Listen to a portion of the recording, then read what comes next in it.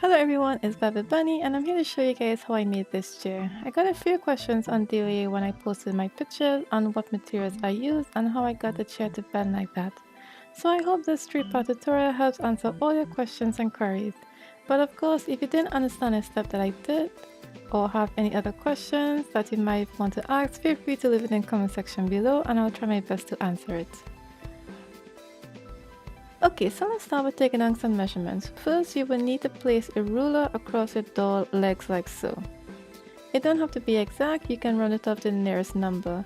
And then to that, you will need to add 2 extra inches. Then lastly, you will need to take that number and divide it by 2, and that will be your new chair seat width measurement. The next measurement that you need to take is your doll thigh measurement. When you get that, you will need to minus 1.5 inches, and this would be your new chair seat height or depth measurement.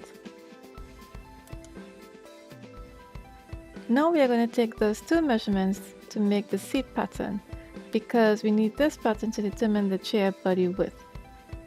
You're going to take a piece of paper that's big enough to fit your pattern, and you're going to fold that in half. Since we divide the width of the seat by 2, we will only be working on one side of the pattern, so that when you cut it out, it will be symmetrical on both sides when unfolded. The ends of my paper are not straight, so I'm just going to square it off by drawing a line perpendicular from the fold, but if you already have a straight edge, you can skip this piece. So from a straight edge of the line drawing going up on the fold, use your ruler to mark your seat height.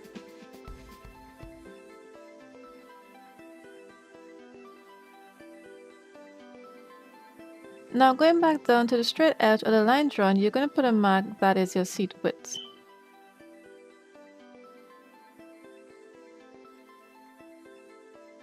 Now from this mark here going up, draw a straight line that is about 2 inches in height. Lastly, from here to the mark that is your seat height, you're going to connect those 2 marks with a curve. So take your time with it. You want the curve to be nice and rounded. You don't want it to be too shallow, or else it'll be difficult for the sticks to stay on the chair body part.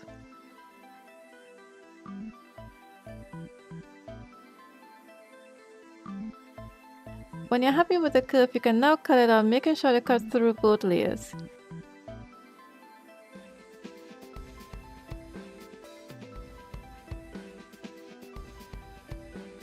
Okay, so your seat pattern is now completed. But before we move on to the chair body pattern, we are going to take the chipboard, the seat pattern that you just made, and a pen or a pencil. Also, it is not necessary, but if you have an X-Acto knife, use that to cut through the chipboard because I find it was a lot easier to use than scissors.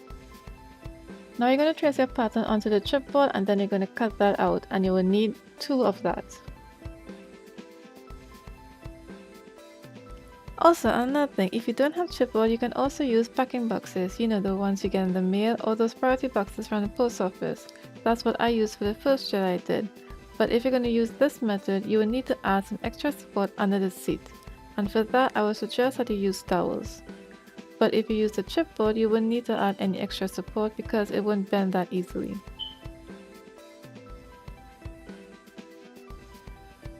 Okay, so now that you have both pieces cut out, you're going to glue them together using regular Elmer's glue.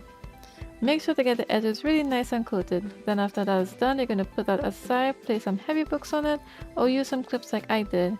And you're going to let that completely cure or set. Now it's time to move on to the chair body pattern. But first we need a few more measurements before we continue with the pattern making. Put your doll in a sitting position and you're going to use your ruler or a tape measure to measure where the knee bends to the ankle. Now write this down because you're going to use this measurement twice to determine the height of the chair and the armrest height. Now that you've got your first measurement, you're going to bend your doll's arm and you're going to measure from the flat surface to just under the elbow joint. Then you're going to add that number to your knee bend to ankle measurement, and that will be your armrest height measurement.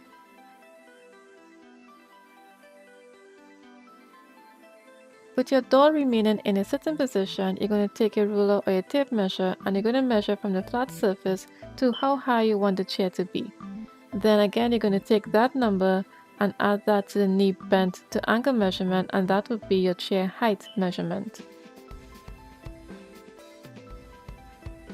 Now the last measurement that you need is from the seat pattern that you did earlier.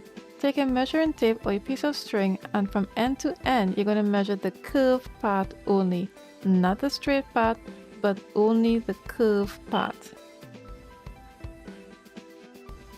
Then you're going to add an extra inch to that number, and lastly you're going to divide that number by 2, and that will be your new body width measurement.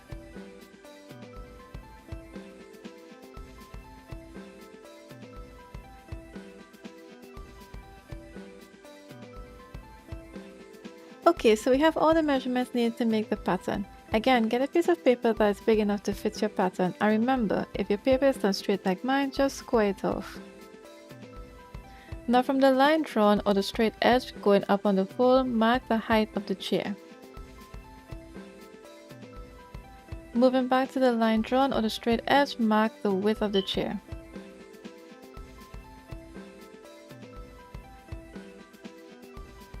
From the chair width mark going up, draw a straight line that is the armrest height measurement.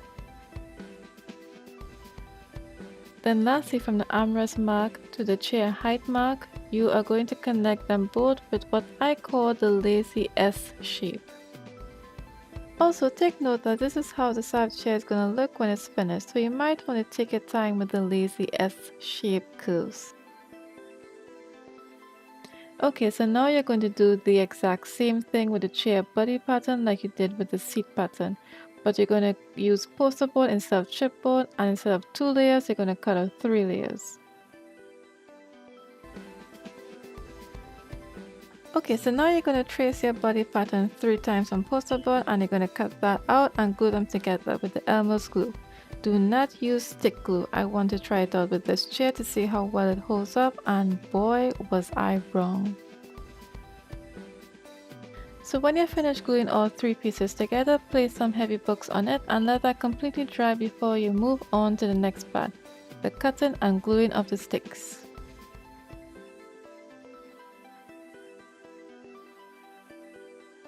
Alright you guys, that's it for the first part of my tutorial. I hope my accent wasn't too strong, and I would have the other 2 parts out soon.